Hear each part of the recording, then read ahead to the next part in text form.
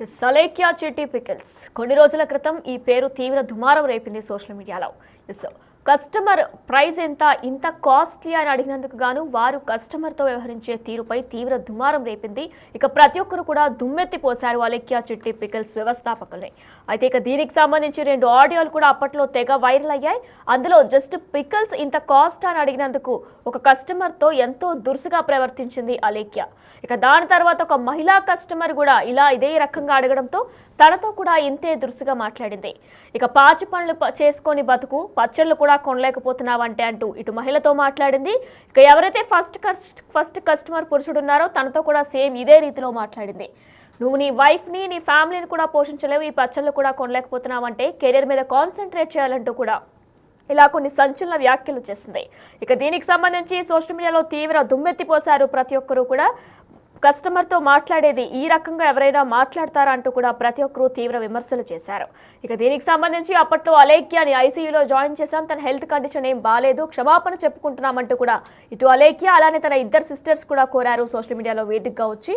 అయితే దీనికి కూడా చాలా మంది ట్రోల్ చేశారు. ఎంతవరకు కరెక్ట్, కస్టమర్స్తో మీరు మాట్లాడడం ఎంతవరకు కరెక్ట్? ఒక బిజినెస్ పెట్టినప్పుడు కస్టమర్ని దేవుళ్ళుగా భావించాలి, కానీ ఇలా మాట్లాడడం, వాళ్ళని డీగ్రేడ్ చేసి మాట్లాడడం ఎంతవరకు కరెక్ట్ అంటూ కూడా ప్రతి ఒక్కరూ దుమ్మెత్తి పోసుకొచ్చారు.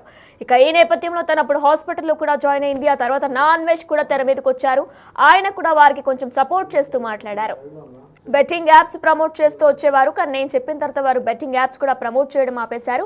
ఇక ఎప్పుడు కూడా మరొకసారి వాళ్ళు ఎవరితో ఇలా మాట్లాడరు అని కూడా అన్వేష్ చెప్పుకుంటూ వచ్చారు. ఇక దీనికి సంబంధించి వాళ్ళ చెల్లెళ్ళు అలానే అలేఖ్య కూడా క్షమాపణ చెప్పారు. అయితే మరొకసారి తెర మీదకి వచ్చింది అలేఖ్య చిట్టి పికిల్స్. కానీ ఇప్పుడు అలేఖ్య చిట్టి కాకుండా రమ్య మోక్ష పికిల్స్ అనే పేరుతో మరొకసారి బిజినెస్ ని ప్రారంభించబోతున్నారు. పచ్చళ్ళ బిజినెస్ లోకి రీ ఎంట్రీ ఇస్తున్నారు అలేఖ్య చిట్టి చెల్లి.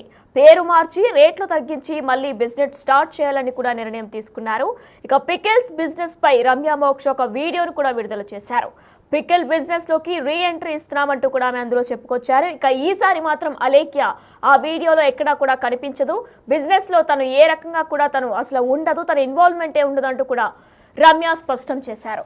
ఇక పికిల్ రేట్స్ కూడా తగ్గిస్తాం, నాణ్యత కూడా ఎంతో బాగుంటుంది, క్వాలిటీ కూడా మెయింటైన్ చేస్తామంటూ కూడా రమ్య వీడియోలో చెప్పడం జరిగింది. ఇక అలేఖ్య ఇన్వాల్వ్మెంట్ 0% కూడా లేకుండా చూసుకుంటూ బిజినెస్ నిర్వహిస్తున్నామంటూ కూడా రమ్య చెప్పుకొచ్చారు.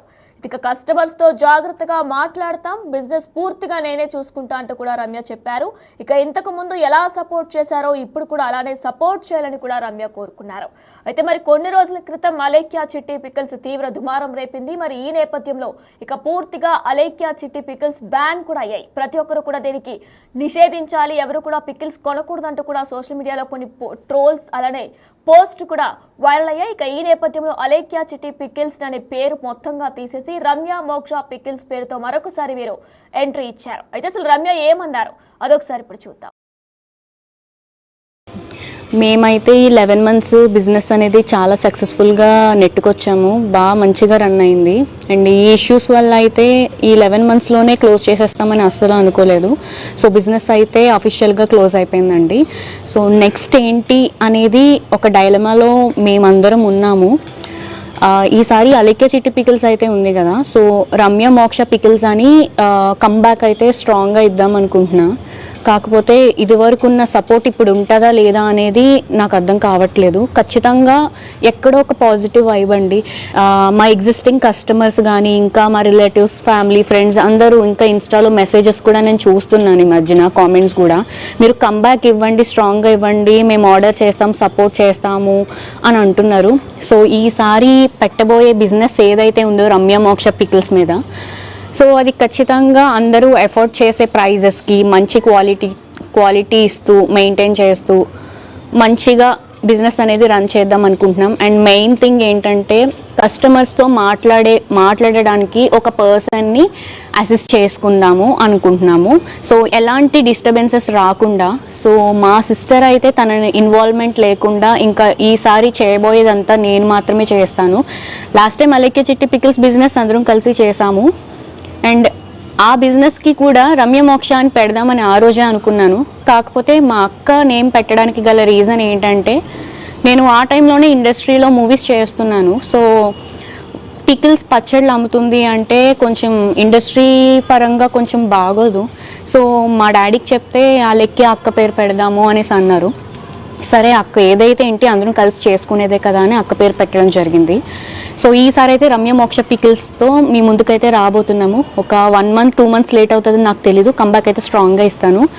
నేను ఒకటే కోరుకుంటున్నానండి, మీ నుంచి నాకు ఇంతకు ముందు ఎలా అయితే సపోర్ట్ నన్ను చేశారో సేమ్ అదే విధిగా ఇలా కూడా చేస్తారని నేను నమ్ముతున్నాను. ఇంతకుముందు అలికే చిట్టి పికిల్స్ని మమ్మల్ని ఎలా అయితే ఆదరించి సపోర్ట్ చేశారో అదే విధిగా సపోర్ట్ చేస్తారని మేమైతే అనుకుంటున్నాము. అండ్ చాలామంది ట్రోలర్స్ కానీ మీమర్స్ కానీ ఏమంటున్నారంటే వీళ్ళు ఈ బిజినెస్ మీద ఎంతో సంపాదించేశారు అని అంటున్నారు. మేము ఎంత సంపాదించామో ఎంత ఖర్చులు అయ్యాయో అనేది మాకే తెలుసండి.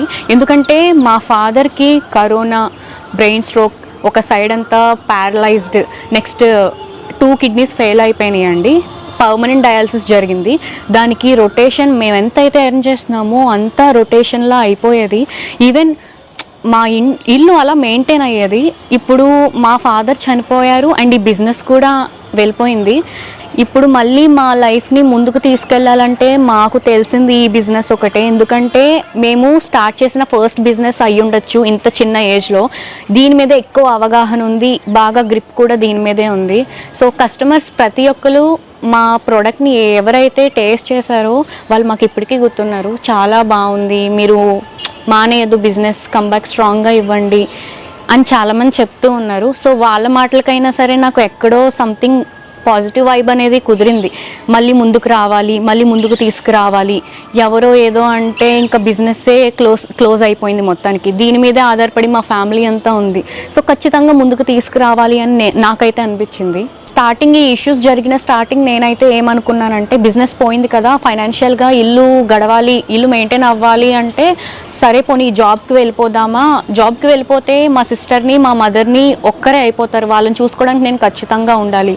సో పోనీ వర్క్ ఫ్రమ్ హోమ్ చూసుకుందామా అంటే వర్క్ ఫ్రమ్ హోమ్ ఈజీగా ఎవరికి దొరకదు. సో చాలా కన్ఫ్యూజింగ్గా, చాలా ఏడ్చే రోజులు కూడా చాలానే ఉన్నాయి. అసలు ఏం చెయ్యాలి ఫైనాన్షియల్గా సెటిల్ అవ్వడానికి అని. కస్టమర్స్ వల్లే, ఎగ్జిస్టింగ్ కస్టమర్స్ వల్లే, వాళ్ళు ఇచ్చిన ధైర్యం వల్లే మళ్ళీ స్టార్ట్ చేయాలి అనేసి నాకైతే ఒక నమ్మకం అయితే పుట్టింది. మా డాడీ బ్రతుకున్న టైంలో ఏమనేవారంటే ఈ బిజినెస్ ఎవ్వరూ మన మధ్యలో ఇన్వాల్వ్ అవ్వకుండా, ఎలాంటి ప్రెషర్ లేకుండా చక్కగా 2-3 years వెళ్ళిపోతుందమ్మా అనేసి అన్నారు. కానీ నాకు అప్పుడే అర్థం అవ్వాల్సింది ఆ మాట. మనం ఎంతైతే ఎదుగుతామో దాన్ని చూసి కొంతమంది ప్రోత్సహించే వాళ్ళు ఉన్నారు, కొంతమంది తొక్కేసేవారు కూడా ఉన్నారండి. నేను ఈ రీసెంట్ టైమ్స్లో ఎంత ఫేస్ చేశానంటే, నా ఏజ్ 23నే. ఈ 23కే నేను చాలా నెగిటివిటీని నేను తీసుకున్నాను. ఈ ఏజ్లోనే చూడలేని నెగిటివిటీని చూసేసాను. నాతో పాటు మా ఫ్యామిలీ మొత్తం అందరూ అనుభవించేసామండి.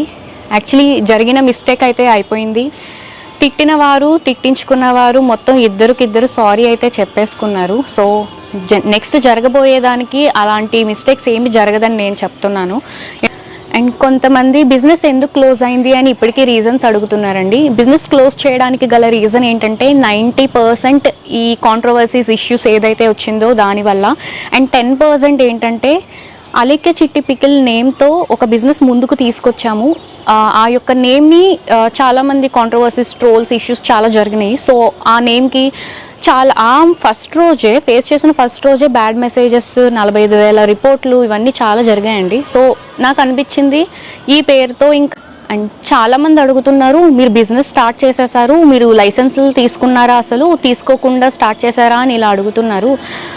ఇంత బిజినెస్ అనేది ఇప్పుడు 1 year వరకు లాగింది అంటే సర్టిఫికేట్ అనేది తీసుకుని చేస్తామండి. మా దగ్గర టోటల్ 7 సర్టిఫికేట్స్, ఫుడ్ లైసెన్స్కి సంబంధించి 7 types ఆఫ్ సర్టిఫికేట్స్ మేము తీసుకొని అన్ని లీగల్గానే మేము ప్రొసీడ్ అయ్యాము.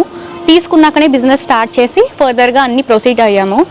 అయితే చాలామంది మీకు సర్టిఫికేట్ లేదు అనేసి తెలియకుండా అనేస్తున్నారు. మేము ఇచ్చే ప్రోడక్ట్ వెనకాల కూడా FSSAI లైసెన్స్ నెంబర్ కూడా మెన్షన్ చేస్తాము.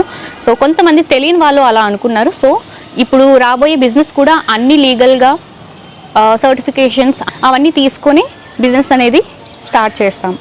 సో ఇప్పటి వరకు జరిగిందంతా దృష్టిలో పెట్టుకొని మేమైతే అలా బాధపడుతూ లైఫ్ లాంగ్ కూర్చోలేం కదండి. మేము కూడా బ్రతకాలి, ముందుకు వెళ్ళాలి, అదే లైఫ్ అంటే. సో మంచి ఉంటాయి, చెడు ఉంటాయి. చిన్న వయసులోనే మంచి చూసాము, చెడు చూసాము. ఏదైనా సరే ఒక తప్పులు చేస్తే అది గుణపాఠంగా తెలుసుకుంటాము. ఒకవేళ మంచి చేసింది అయితే ఇప్పుడు ప్రజెంట్ జరిగిన సిచ్యువేషన్స్లో మేము చేసిన మంచి ఎవరు చూడలేదు. చేసిన తప్పుకి నేను మళ్ళీ సారీ చెప్తున్నాను. బిజినెస్ అనేది ఇంతవరకు ఆడపిల్లలు నెట్టుకొచ్చామంటే చాలామంది అప్రిషియేట్ చేసిన వాళ్ళు చాలామంది ఉన్నారు.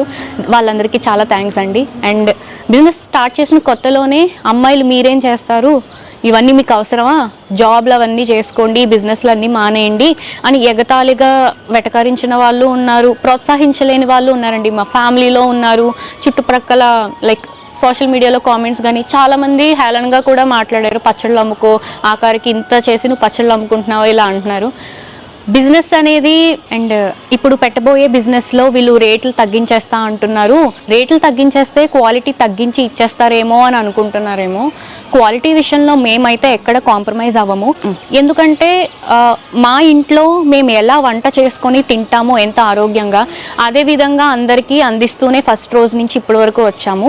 సో క్వాలిటీ అదే మెయింటైన్ చేస్తూ ఇకపై వచ్చే బిజినెస్లో కూడా అదే క్వాలిటీతో అండ్ అందరూ ప్రతి ఒక్కరూ ఈజీగా ప్రైస్ అనేది ఎఫర్ట్ చేసేటట్టుగా మేము పెడతాము. ఇప్పుడు క్వాలిటీ ఎంత ఇదిగా ఇచ్చామో అందరికీ తెలుసు. ఇకపై రాబోయే బిజినెస్లో కూడా ప్రైజులు తక్కువ అయినప్పటికీ క్వాలిటీ విషయంలో ఎలాంటి తక్కువ చేయము. అండ్ అన్నిటికంటే ఇంపార్టెంట్ ఒక్క విషయం, నేనేదో ప్రైజులు తగ్గించేసి బిజినెస్ కోసం అట్రాక్ట్ చేసేసి ఇలా అనుకుంటారేమో. నాకు అన్నిటికంటే ఇంపార్టెంట్ మీ నుంచి నాకు ఫస్ట్ బిజినెస్లో ఎలా అయితే సపోర్ట్ వచ్చిందో అదే విధంగా ఇప్పుడు కూడా వెన్నుతట్టి సపోర్ట్ చేస్తారని అనుకుంటున్నాను. ఎందుకంటే మీరు అనేది లేకపోతే ఈరోజు ఇంతవరకు మేము రాగలిగిందే లేదు. మీరు ఎంకరేజ్ చేశారు కాబట్టి ఈ బిజినెస్ అయినా 1 year వరకు మేము సక్సెస్ఫుల్గా లాక్కొచ్చాము. సో అదే సపోర్ట్ ఈసారి కూడా ఉంటుంది అని మేము అనుకుంటున్నాము. మేము ఫేస్ చేసిన హార్డ్ టైమ్స్లో మా ఫ్యామిలీ రిలేటివ్స్ కానీ ఫ్రెండ్స్ కానీ ఎవరు మాకు సపోర్ట్ చేయలేదండి. మేము ఉన్నాము, అంత సెట్ అవుతుంది ఇలా కనీసం ఒక మాట కూడా ఎవరు ఏం చెప్పలేదు. యాజ్ ఎ స్ట్రేంజర్స్గా కొంతమంది పెద్ద పెద్ద వాళ్ళు పొలిటీషియన్స్ కానీ ఎక్స్-ఆర్మీ ఇంకా పోలీసులు చాలామంది అండి పెద్ద పెద్ద వాళ్ళే, మేము మీకు ఉన్నాము, మీకు ఎలాంటి హెల్ప్ కావాలన్నా ఏం కంగారు పడకండి, వెంటనే నా దగ్గరికి కాంటాక్ట్ అవ్వండి, హెల్ప్ చేయడానికి మేము రెడీ ఉన్నాము అని చాలామంది సపోర్ట్ చేశారండి. అదొక్కటి చాలా అనిపించింది.